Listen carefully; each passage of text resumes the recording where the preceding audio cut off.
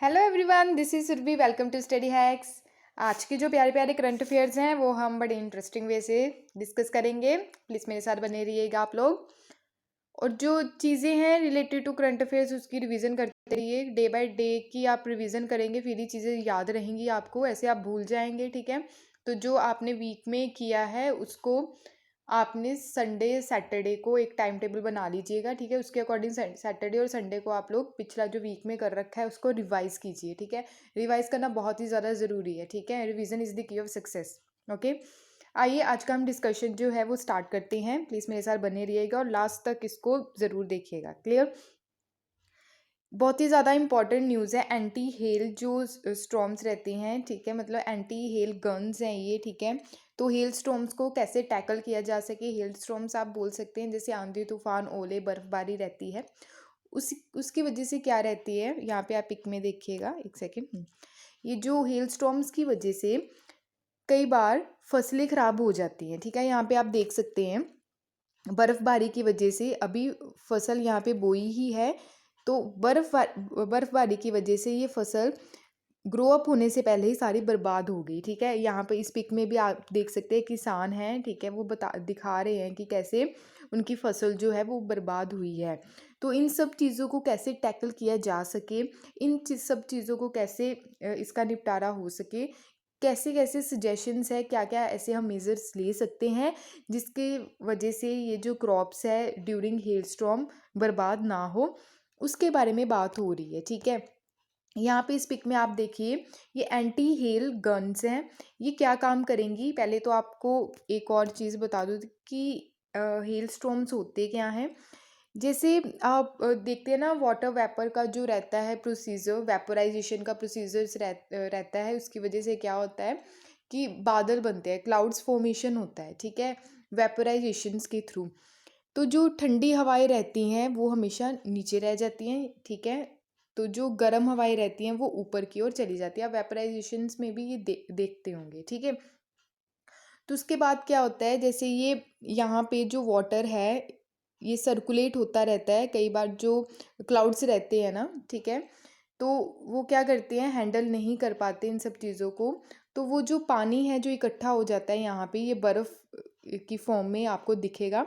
ठीक है, फिर ये क्या करेगा, कूल डाउन होगा और धरती पे पड़ेगा। ठीक है, तो इससे क्या रहता है कि फसलें जो रहती है वो बर्बाद हो जाती हैं।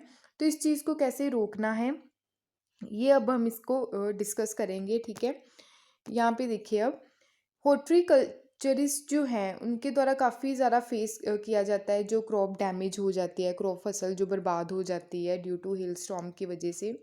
तो हिमाचल प्रदेश में अभी टेस्टिंग के लिए इसको यूज़ किया गया है, इंडिजीनियस डेवलप किया गया है, जो इंडिजीनियस यानी कि हमारी कंट्री में इसको डेवलप किया गया है, जिसका नाम है एंटी हेल गन्स।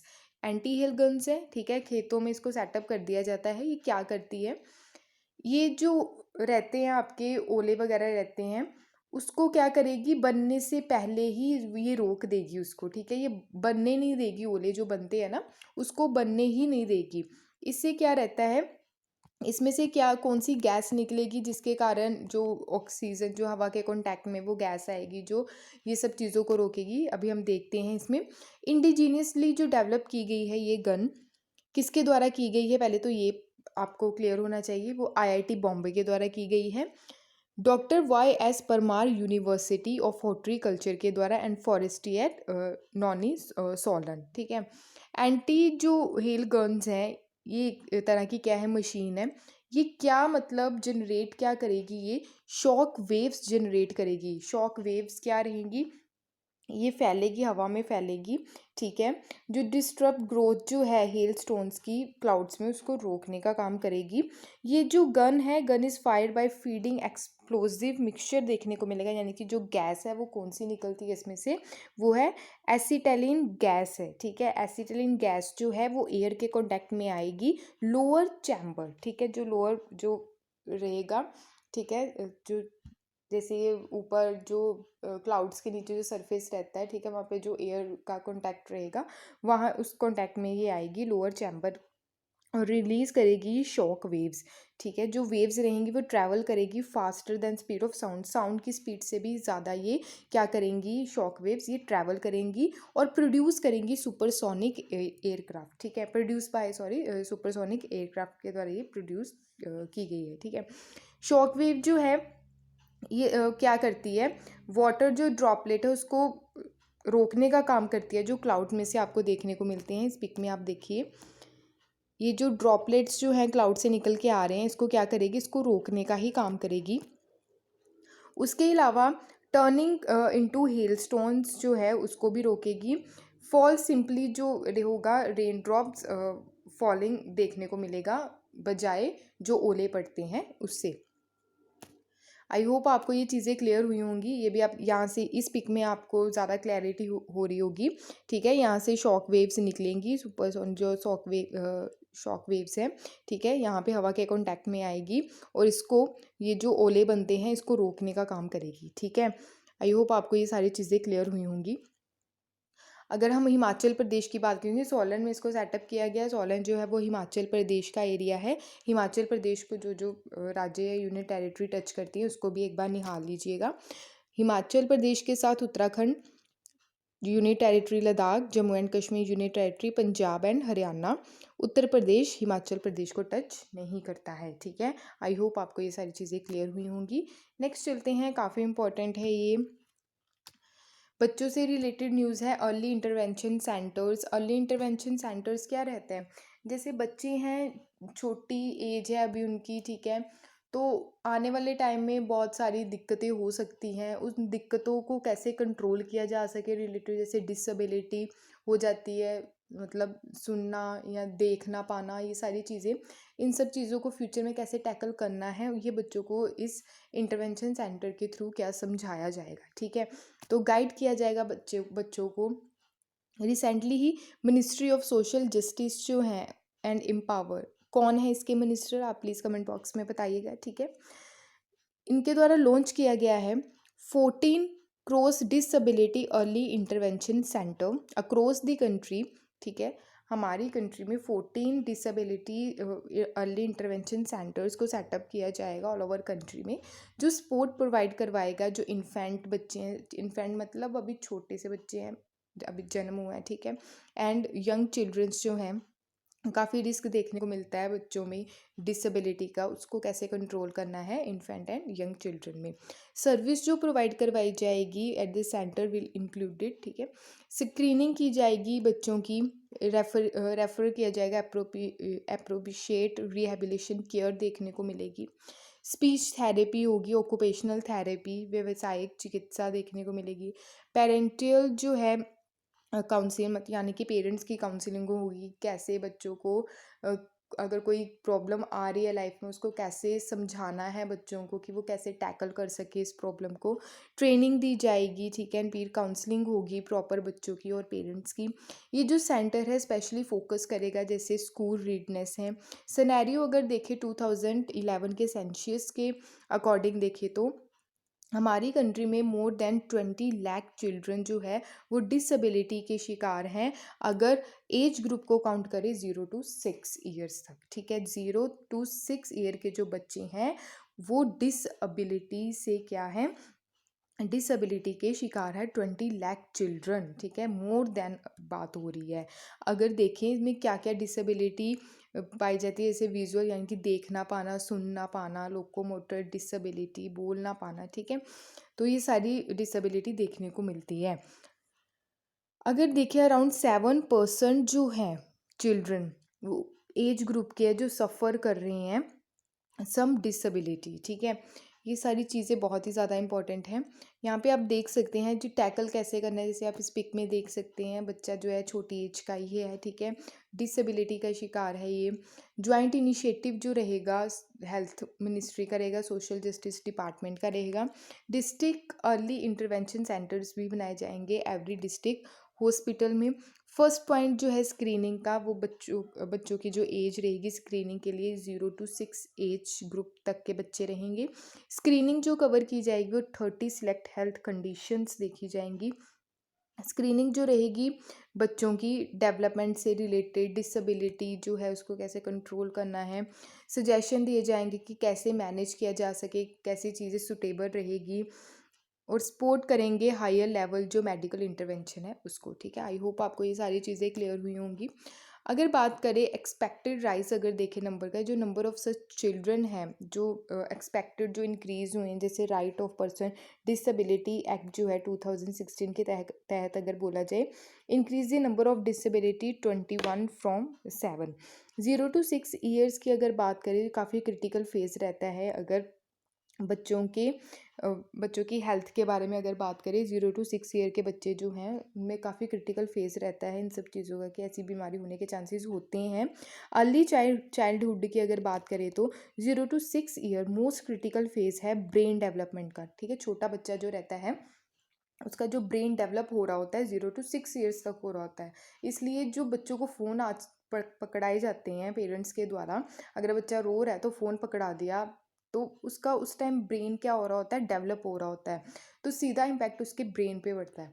ठीक है, तो अगर बच्चों के पेरेंट्स को रोको, अगर मनाही करो, तो ऐसी चीज़ें देखने को मिलती हैं, वो सुनते नहीं हैं। ठीक है, तो बच्चों की डेवलपमेंट के लिए ही इन सब चीज़ों को रोका जाता है। ठीक है, तो मोबाइल जो है उससे काफ़ी ज़्यादा रेडिएशन ऐसी निकलती है जो बच्चों के ब्रेन और आइज़ पे सीधा इम्पैक्ट डालती हैं। ठीक है, तो काफ़ी क्रिटिकल सिचुएशन रहती है 0 to 6 ईयर की जो एज रहती है बच्चों की। अगर देखें तो लेसर इकोनॉमिक बर्डन है। ठीक है, क्रिएटेड करता है जो बेटर फ्यूचर, ताकि इकोनॉमिक बर्डन जो है वो काफ़ी ज़्यादा देखने को मिलता है अगर बिलो पॉवर्टी लाइन के जो लोग हैं उनकी अगर बात करें तो। बेटर फ्यूचर कैसे बनाना है, इंडिपेंडेंट उनको कैसे रखना है, इंडिपेंडेंट लाइफ उनको कैसे देनी है, इन सब चीज़ों के इनिशिएटिव से ही इसको आगे बढ़ाया जाएगा। ठीक है, आई होप आपको ये सारी चीज़ें क्लियर हुई होंगी।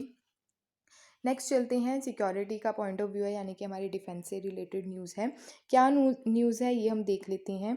इंटीग्रेटेड ट्राई सर्विसेज जो हैं, ट्राई सर्विसेज थिएटर कमांड जो हैं, इसके बारे में बात की जा रही है। एक हाई लेवल कमेटी को सेटअप किया गया है, कंसल्टेशंस के लिए क्रिएशन किया जाएगा जिसका integrated tri service theatre command. ये पहले की है। ठीक है, इसको अब क्या है, रिकमेंडेशन दी गई है कमेटीज़ के थ्रू, क्या क्या इसमें चेंजेस लेके आने हैं। ठीक है, ये सारी चीज़ों को हम डिस्कस करेंगे। जैसे आप देख सकते हैं आर्मी, नेवी और एयरफोर्स के पास अपने अपनी क्या है, एयरक्राफ्ट्स हैं, वेपन्स हैं, सारी चीज़ें हैं। ठीक है, तो कहाँ पे कौन सी चीज़ मतलब एक्स्ट्रा लेके नहीं आनी है, ये सब चीज़ों का ध्यान रखा जाएगा। कहाँ पे कितना खर्च करना है। ठीक है, अगर कोई वेपन है, कोई हेलीकॉप्टर है, अगर नेवी के पास है या आर्मी के पास है वैसे, तो उस चीज़ की डुप्लीकेशन नहीं होगी, ये रिकमेंडेशन दी गई है। ठीक है, आइए इसके बारे में हम देखते हैं।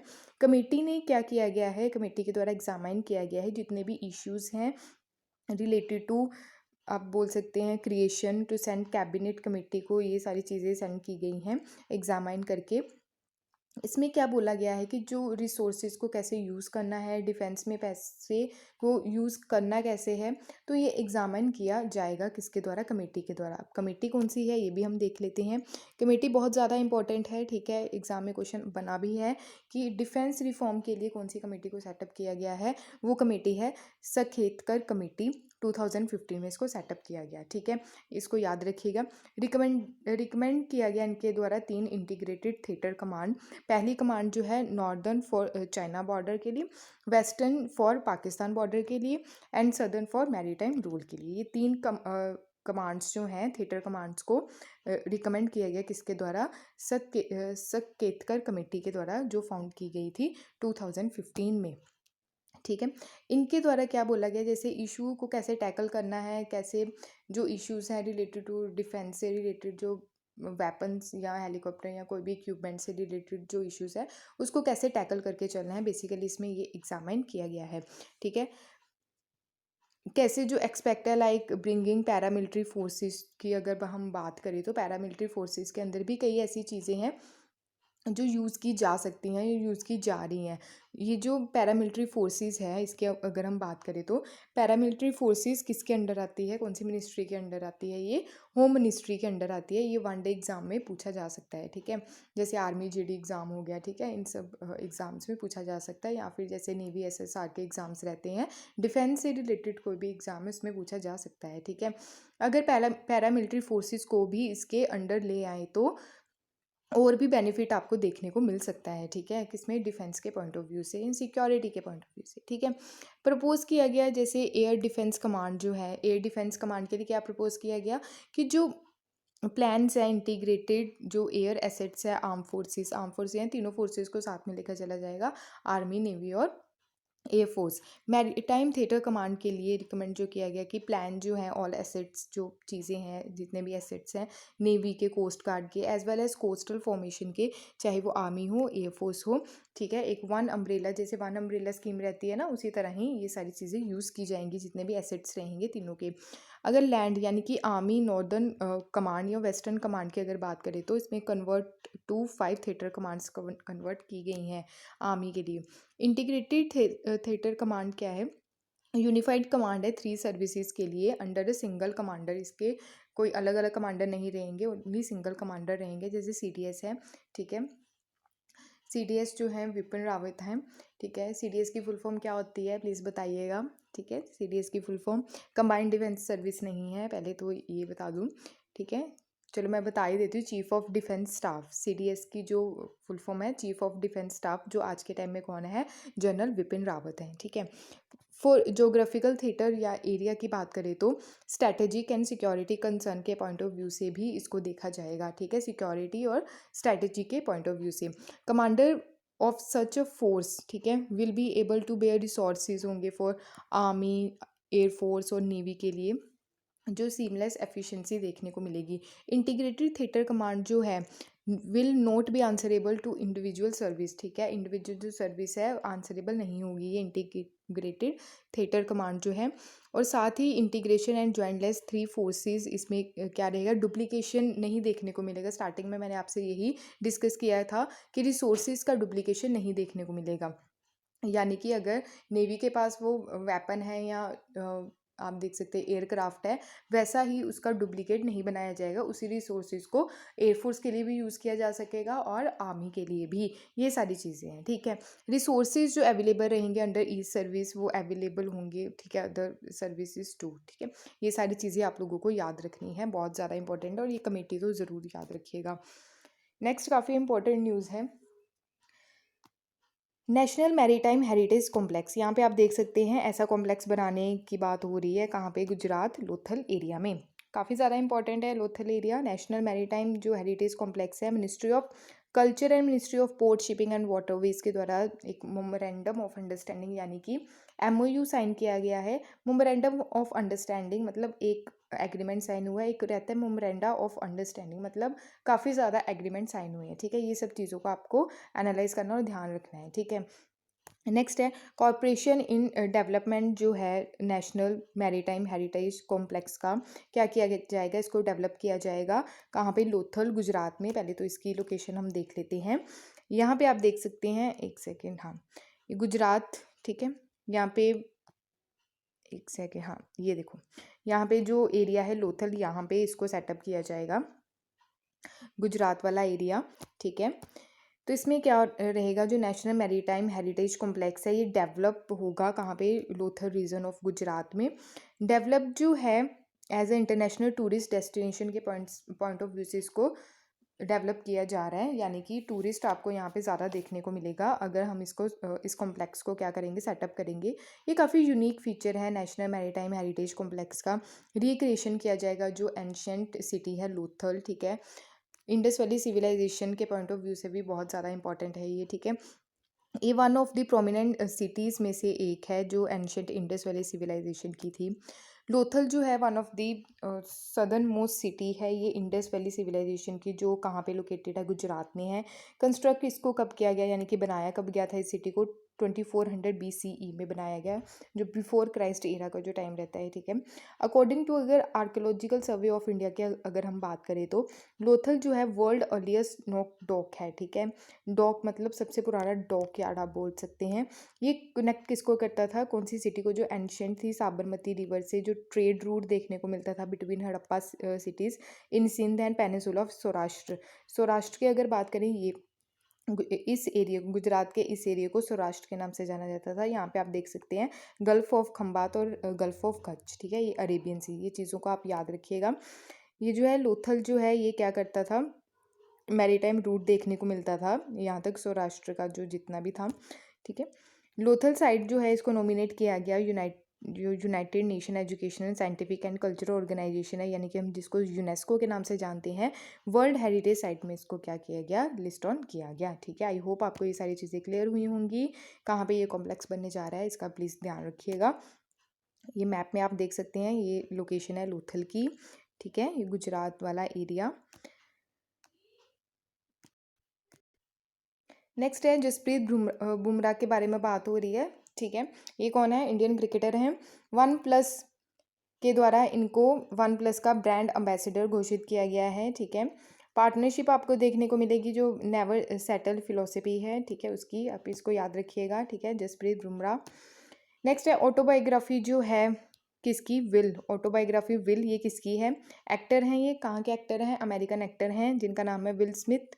तो इनके द्वारा अपनी ऑटोबायोग्राफी को रिलीज़ किया गया है, अपकमिंग आप देख सकते हैं, ऑटोबायोग्राफी का नाम है विल। ये बुक जो पब्लिश की जाएगी नवंबर मंथ में की जाएगी बाय पेंगुइन्स प्रेस के द्वारा। विल स्मिथ के को राइटर्स रहे हैं, उनका नाम है मार्क मैनसन, ठीक है, आपको ये याद रखना है ये ऑटोबायोग्राफी है किसकी बेसिकली। वर्ल्ड का first ever genetically modified rubber plant को अभी प्लांटेशन किया गया है, कहाँ पे किया गया है, जेनेटिकल जो जीएम जैसे क्रॉप्स रहती है ना जेनेटिकल मॉडिफाई, वैसे ही जेनेटिकली मॉडिफाइड रबर प्लांट को भी क्या किया गया है, असम में प्लांटिंग किया गया है बाय रबर बोर्ड के द्वारा। कहाँ पे, गुवाहाटी में। जीएम जो रबर सैपलिंग है ये डेवलप की गई rubber research institute of India के द्वारा कोट्याम केरला में, ठीक है। आई होप आपको ये क्लियर हुआ होगा। ये थे आज के important current affairs. I hope आपको ये मतलब समझ में आए होंगे। अगर तब भी कोई डाउट होगा इस लेक्चर से रिगार्डिंग तो प्लीज़ आप कमेंट बॉक्स में ज़रूर शेयर कीजिएगा। इस लेक्चर की पीडीएफ आपको टेलीग्राम चैनल पे मिल जाएगी, लिंक आपको डिस्क्रिप्शन बॉक्स में अवेलेबल रहेगा। अगर आपको मेरी वीडियो अच्छी लगी हो तो प्लीज़ लाइक शेयर और सब्सक्राइब ज़रूर कीजिएगा। Thank you for watching my video. जय हिंद।